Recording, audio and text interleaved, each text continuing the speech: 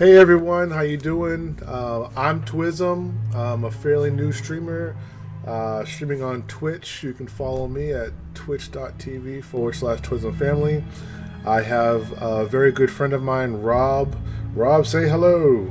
Hello. And we just want to basically tell you our experience this past weekend at PAX East 2016. Um, we're here at the Pantheon Rise of the Fallen website, and this shows a picture of myself, my buddy Rob, and Mr. Brad McQuaid, who was a pleasure in speaking with about the land of Terminus in Pantheon, and just getting some feedback.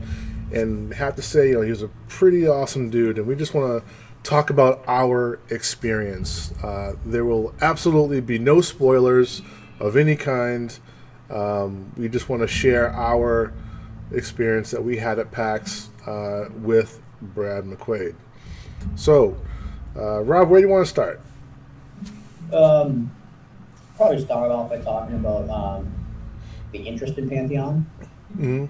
about how back when it was announced, pre-Kickstarter, but what kind of drew me in was the harkening back to EverQuest, the nostalgia of when I first started playing MMOs, the going back to group-based content, flavor text, a lot of the things that keep being reiterated in various streams and posts and forums and all of that, that just kind of brings you back. You have a lot of these games where they basically glorified single player, games that a lot of people play together, not Yep. really what you consider a classical MMO.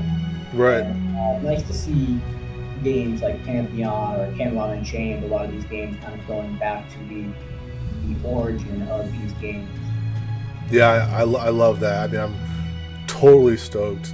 And I know that you've been an MMO player since way back before in EverQuest, and I touched a little bit on the original EverQuest, and I think I more so got into, I think it was EverQuest Adventures Online, which was for the Dreamcast, I believe. Is that right? PlayStation 2. Was it PlayStation 2? PlayStation 2. Yeah, PlayStation 2 when they had Okay. the online adapter that you could buy. That's right. That's right. Yeah, yeah, yeah. Extra $100. Yep, yep. So just to let everyone know, Rob and I went to PAX East, and we met up with. We originally went to the indie games developer panel where we saw Brad McQuaid representing Pantheon Rise of the Fallen. We saw Lord British, who was also representing Shroud of the Avatar. We met Genesee from City State Games, that is developing Camelot Unchained, as well as Dallas Dickinson, where he's working on a few projects that he could not quite yet reveal. And after the panel, we met up with Brad, on the side, and he was actually very cool to let us, Rob and I, sit down with him and have a little chat. And Rob was able to play Pantheon. And Rob, how did you feel about that? I was really impressed.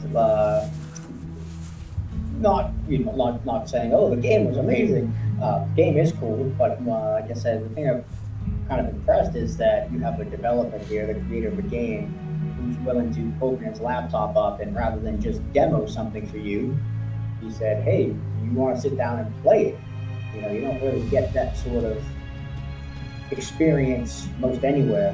Right. In a lot of conventions, it's kind of they stick to the script and answer very vaguely, or this was an unscheduled thing.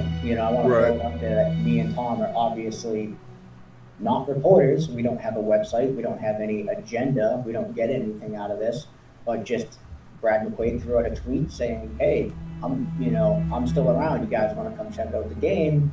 Anybody at PAX, come on up. So we went up and met him, and for the for the longest while, it was just me and Tom. A couple other people came by straggling, but we got to spend probably a good hour just playing with the game and talking to Brad.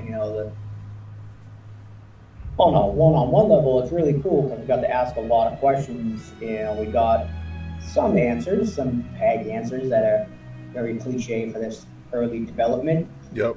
It stinks to not be able to talk about them because, not because of anything Brad said, but we just don't feel that it would be our place to start saying things. Right. Because what if they're not true? You guys might hear it from here and then start asking millions of questions, or they change their mind. Yeah, or, change. We don't want to violate any sort of NDA or have things going out there. Yeah. He was kind enough to sit down and, just talk. You don't want to violate any sort of trust there. But it was really, really refreshing to have such an open dialogue with somebody that's creating a game, not just a random developer, but it's the guy, he made EverQuest. Yeah, exactly.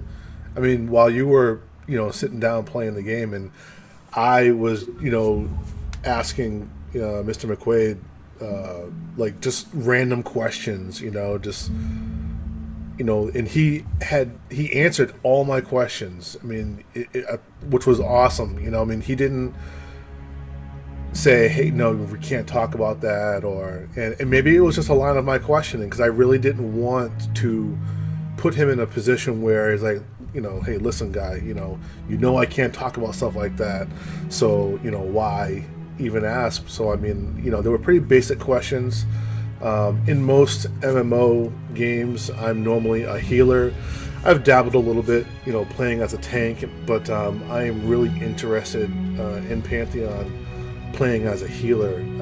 I like the idea of, I think I'm heading towards the shaman class or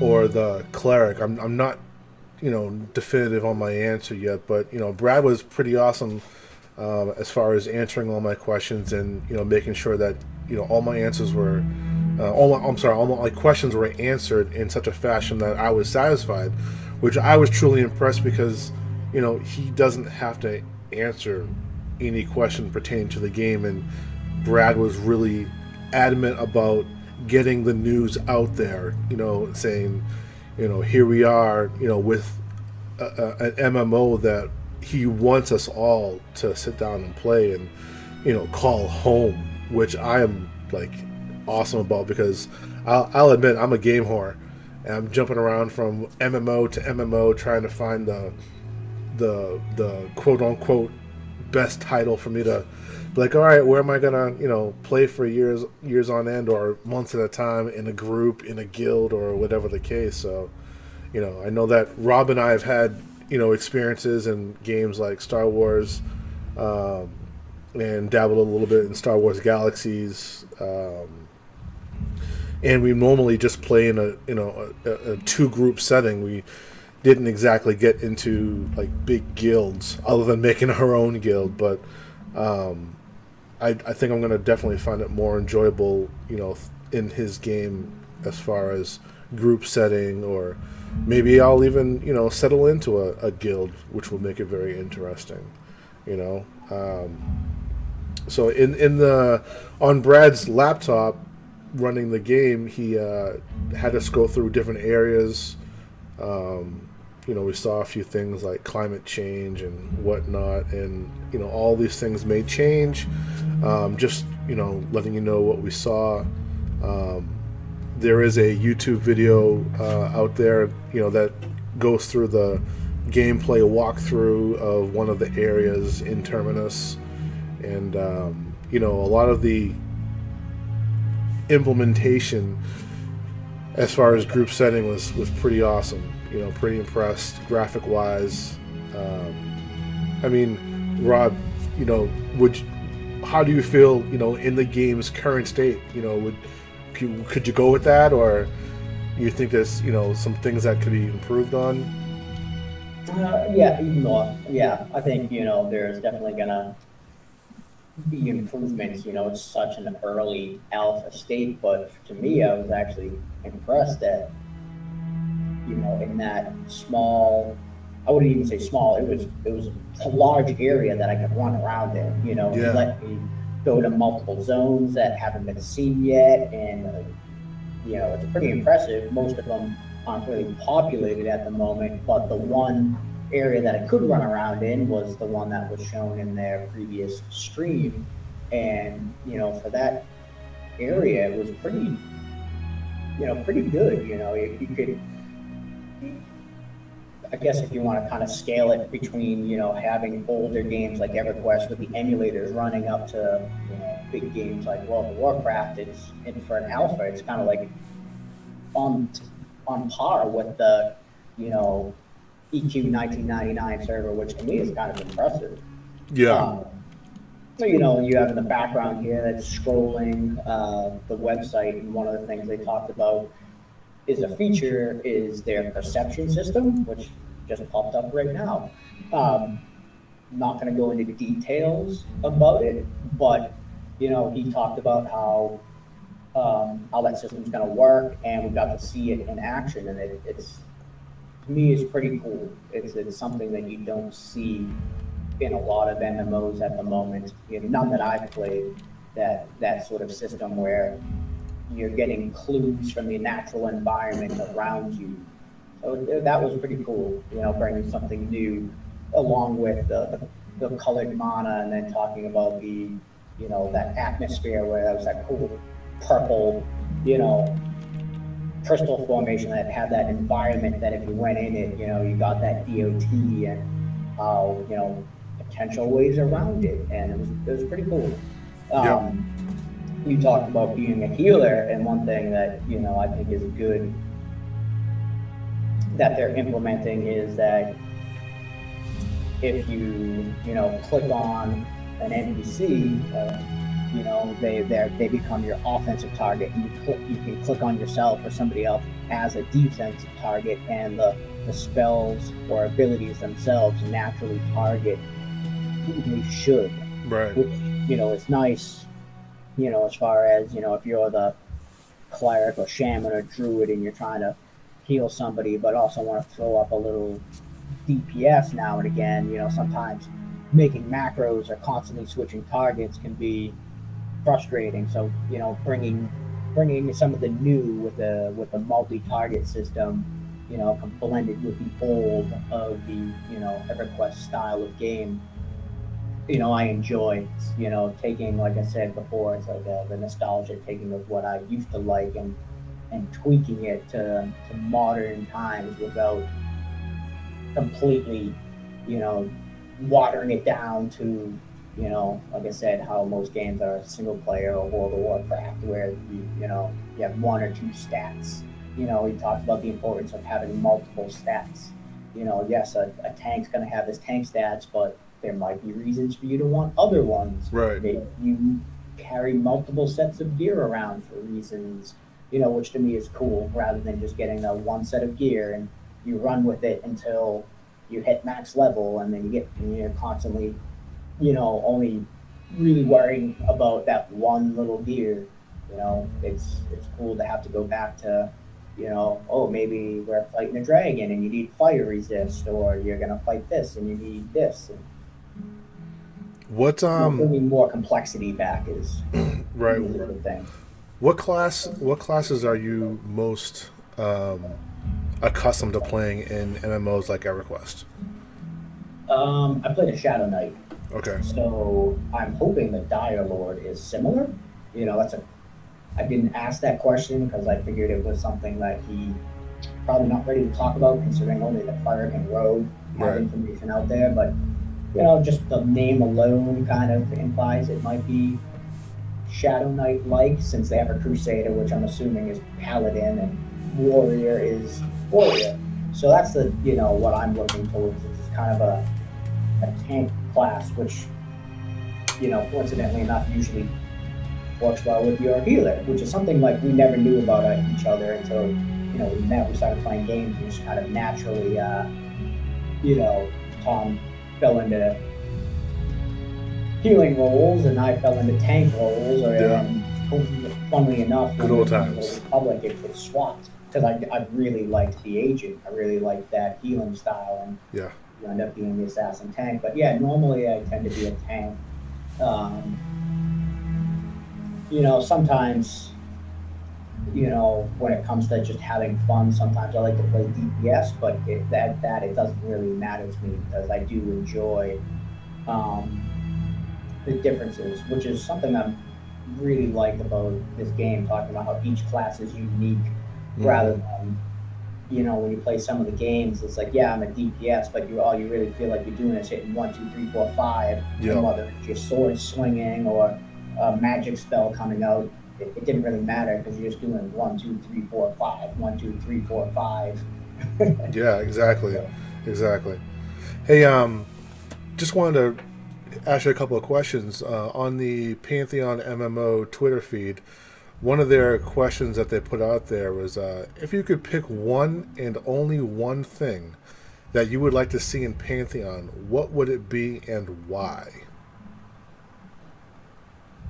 That's funny because I've been thinking about that one all day long since I got that tweet. And people threw out some good ones out there like fishing because I like some of those downtime things. Yep. And I guess I'd probably have to go with like the cheesy answer of like a good community.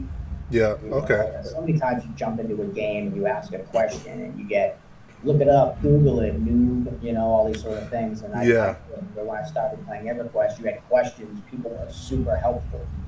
I've had experiences where I was trying to get from Neriac to East Commonlands, and it's pretty much a straight shot. Right. But I didn't know at that time, and I had a guy walk me the whole way. I was like, "Oh, this is super awesome," you know. And it actually kind of harkens back to something Brad talked about when we were just having that personal one-on-one time. He was saying that he's hoping to get some of these, EverQuest veterans to come into the game and be ambassadors. Right. Exactly. For I didn't really have an answer. I went with something cheesy. I mean, I didn't reply, but I was more along the lines thinking like, I really like, I really love auras, and auras meaning like, I like to look flashy, like I'm an icon of power or something or another. Maybe that's not something that that they were meaning as an answer, but that's immediately what I thought of because I like Yeah, flashy and things. like you get like a sweet epic weapon, like Yeah, elves would come off of it, or like the paladin sword was flaming, or something like that. yeah, yeah. Something else Pantheon MMO had tweeted about in-game reputation. You know, whether or not the reputation in-game was important, to you, or do you act without worry of consequence? And you know, I myself as a healer, and I really in an MMO I tend to kind of role play a little bit, and if I'm a healer, of course. So if I'm, going by an innocent passerby, I'll throw a heal on them, whether they're in a group or not, um, just so that they are like, oh, cool. Like, I thought maybe I was going to die, and someone came along and they healed me up really quick, so they could, continue to fight another day, type of deal. I tend to do nice things for people as far as bring them back alive, or back in the old EverQuest days, finding out their coordinates and going to revive them, type of stuff. And if things like that are in Pantheon, I certainly would go above and beyond and do some of those things. Yeah, like I remember because I played on Balance and EverQuest, like a PvP team-based server. It was supposed to be 4 teams. You have the Devils, the Darkies, the short team, and then I can't remember the fourth one was like humans and Uridites and such, and it ended up being what most people considered lighties versus darkies, which was like 3 against 1. Yep. Um, And for the longest time playing that game, you did not cross team. So basically, if you were like a dark elf, a troll, an ogre, an exile, you did not group with the lighties. Because for a long while they didn't have access to Darkies and chess knights and lighties. necromancers, and the dark side, the dark team never got bards. But Yeah. it was one of those things that you didn't cross team, and the minute Trigger. number of people that did, you knew who they were, and you would group with them. So having that sort of reputation in game, whether it's good or bad, people can say who cares about the cross team, but it's just kind of one of those unwritten things that it gradually changed. Right. But that was cool. You knew who people were. You knew through twinking. People, you'd be like, oh, I'm not going to fight that guy because you're just going to get whooped. Yep. So it was it's cool. It's cool to whether it's the game itself, but people talk about how they want games like NPCs to know who you are, and that's all well and good, but it's kind of cool if the community knows who you are. That's really who you're playing with. Right. When that question was originally posted, I thought like in-game reputation as far as, hey, in-game reputation is important because if I have a quest on the opposite faction, then I want to kill however many NPCs to get the right amount of faction to go and do my quest, similar to what happened in the original EverQuest. And they reply, they're like, "No, man, it's in-game reputation. It's not like NPC type stuff." So I was like, "Oh, I get it." So Yeah, it's not a faction. Yeah, no, yeah, yeah. They talked about different languages in the game, and I know that's something that we brought up to Brad when we saw him, and I think that's something that he would like to have in Pantheon. Again, unsure whether or not that will happen. And I know that he did mention that the team of Visionary Realms, there's a lot of people from the EverQuest team of developers. So, he said that it was basically a natural, I guess, a natural order of things, to see that you might see a lot of EverQuest-ish type stuff in Pantheon. Which, to be honest with you, from my limited little ability to play, that minor thing. Again, I wasn't playing any particular class or any particular thing. It was his actual developer character, the one that right, you saw running around in the stream. So I had access to abilities that you normally wouldn't have. Which for me, I tried to not use them just because I wanted to kind of see what it would be like. But I get the feeling that people that like EverQuest will enjoy this game. oh my god, yeah, oh my god, like, and while I'm talking to Brad, I'm looking over your shoulder, watching the game being played, and I'm just like, oh my god, this is gonna be amazing. I could already tell that that's the one. That's the one game. That's it. I'm done. Once it launches, I'm done. That's it. So Yeah, it goes back to the whole like just little things with having a spell book again. That was cool. You open up your spell book and there's your spells, and to me sometimes it's the little things that are cool. I like the flavor text, so you get such and such spell fizzles, or you know it's funny. One of the first things I did when I got to jump in the game, I was in the little, I think it was Throne in that little city. So I just typed /con on one of the guards. That's what you had to do in EverQuest. You didn't know how tough people was. You had to calm them, and whatever color the text was, you knew whether or not you could fight them or not. right, That's in the game. I got the glares at you threateningly. What would you like your tombstone to say? All the yeah, EverQuest type of flavor text. It was pretty sweet. yeah. So I just want to let everyone know that Rob and we are not in any way, shape, or form affiliated with Visionary Realms or any of the team that resides in Pantheon. Although I wish I was. just so I can have my hands on the game all the time. But again, we just wanted to voice our opinions and share what our experience, our awesome experience, was with Brad McQuaid and at PAX East 2016. So I think we're gonna end it here, Rob. And so I just want to thank everyone for listening to our voice. And Brad, Visionary Realms, we wish you all the best. Can't wait for Alpha / Beta. And we hope to see everyone soon. Again, I'm Twism, and you can follow me at twitter.com/TwismFamily or twitch.tv/TwismFamily. And Rob, do you have a Twitter that you want to put out there, or? Sure. Yeah, my Twitter is just at Robert J. Cassidy B. All right, cool. So Rob and I have been long friends for over 7 years, and we tend to get together, talk on the phone quite a bit, and go to gaming conventions and whatever else we can do gaming on our spare time. And any updates we can give, again, we just want to share our opinions.